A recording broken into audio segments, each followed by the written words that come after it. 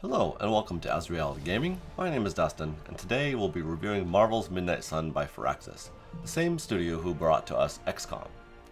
The Midnight Sun's characters and story has been a favorite of mine for many years from the comic book series Spirit of Vengeance.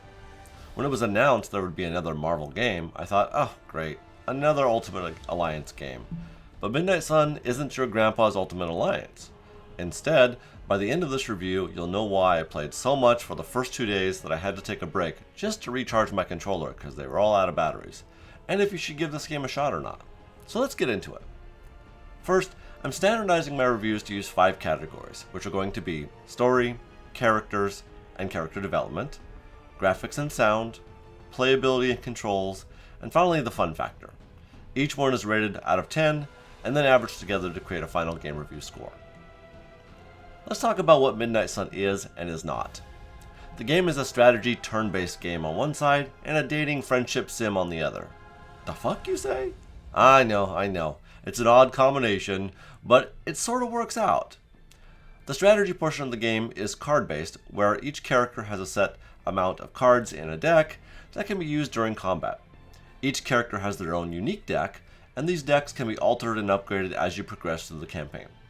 The tactical portion of the battle map isn't grid-based like previous XCOM games, and instead more free-form and open. The other portion of the game is dating sim or friendship sim, where you play as a character named the Hunter, and all the Marvel superheroes want to get to know you. As you progress and have interesting dialogue with each superhero, you'll be rewarded with higher friendship levels, which unlock more stuff for you to play with and other activities you can do in the game. As you are building your relationships with the different cast of superheroes, you'll be rewarded with an in-depth storyline and character development which stays true to the comic books and lore.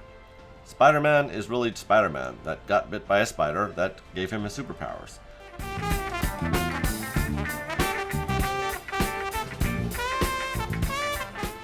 Not some made-up multiverse change on the lore to fit the game. So if you are a Marvel lore loyalist, you'll appreciate the attention to detail. The game is not a power level your character to extreme heights, nor a romance dating sim. You can't score with Tony Stark or Wanda even if you wanted to. That might be a missed opportunity, as the female version of the Hunter might be the only woman to not be a notch on Tony Stark's belt. If you're looking for the R-rated version of this dating sim / strategy card game, then you'll probably want to move on. That being said, the storyline is reasonably interesting, but the first 4 or 5 hours are kind of slow, and it's a lot of the character development needs to occur. So be aware of some of the cringe moments in the dialogue early on, then should get better as you progress through the game. Speaking of dialogue, there is a lot of it, and I mean a lot. The game is over 80 hours to complete, and you'll spend at least half of that time reading text and responding. You can of course skip over lots of this if you want to and just get to the battle portion of the game, but I strongly advise you not to do too much of that, as you'll miss out on the richness of the character development, not only between the Hunter and the other heroes, but the heroes themselves interact with each other in weird and interesting ways. It's fun to just walk by and hear them gossiping and chatting amongst themselves that usually has the right context for what the part of the campaign is that you're in.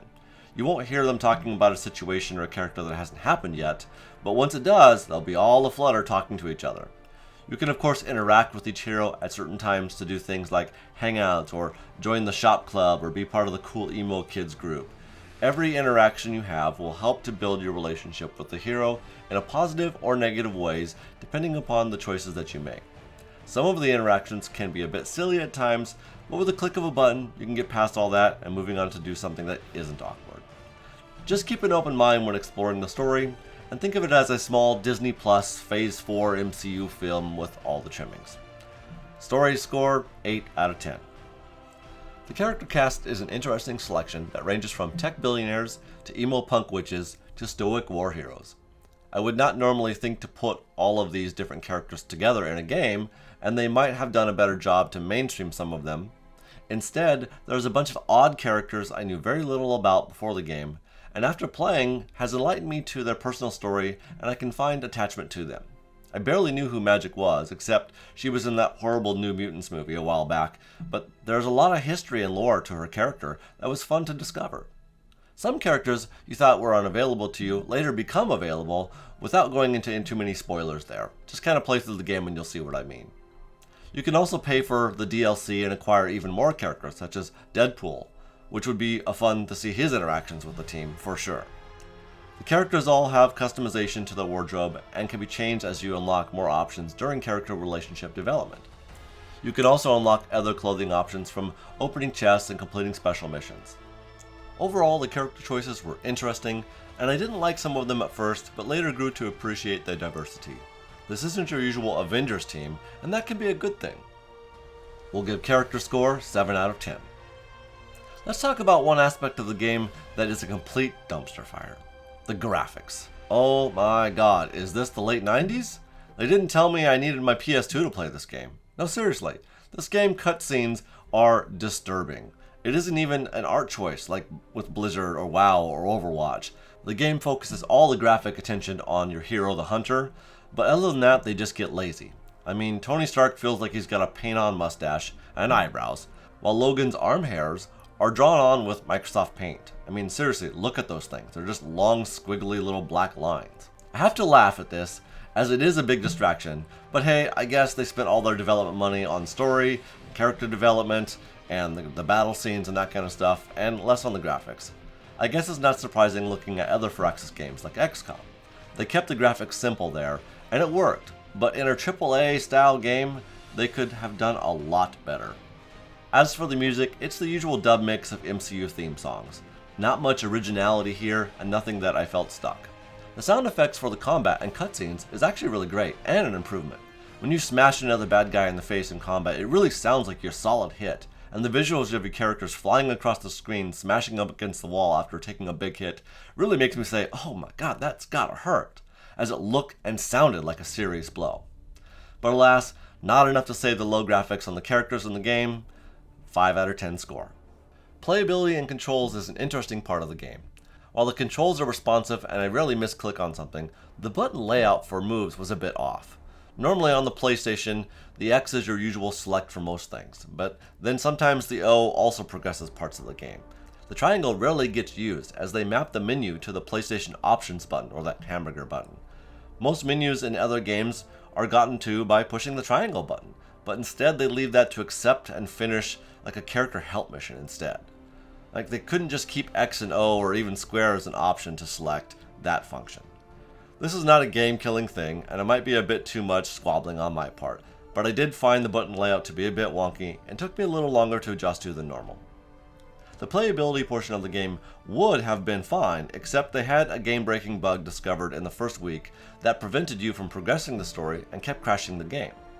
Now, Firaxis was quick to acknowledge the bug and create a fix in about a week, with it hitting PC first and then later to consoles.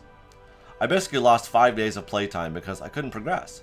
This normally would have turned me off to the game entirely, and I would have tossed the game into the backlog and moved on to something else.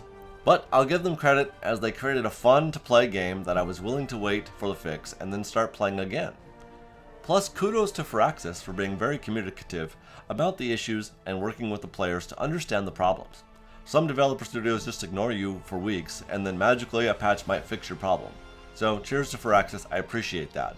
But I still lost 5 days of playtime waiting for it nonetheless. So playability and control, 6 out of 10. I might have given them a lot lower had they not done a better job of handling that bug though. Lastly, let's talk about the fun factor, which is my favorite way to determine if a game is good or bad. Because let's be honest, if the game is fun, we'll tolerate a few things that aren't perfect. This is true for Midnight Suns. As the graphics and playability issues hurt the overall score, the fun factor made up for it. After playing the game for 10 plus hours the first time I sat down, which is a rarity for me to play any game that long anymore, I realized I like the mix between card battle action combat and develop your character relationships in between. It's like having chocolate and peanut butter together or beer and pizza.